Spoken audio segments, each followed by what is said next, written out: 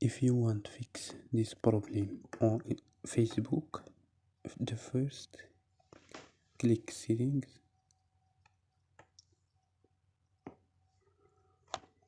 and click apps and notifications. Click apps, search Facebook or Lite, Facebook Lite.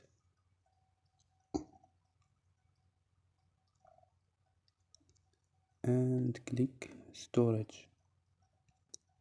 Don't forget the Facebook code and click manage space.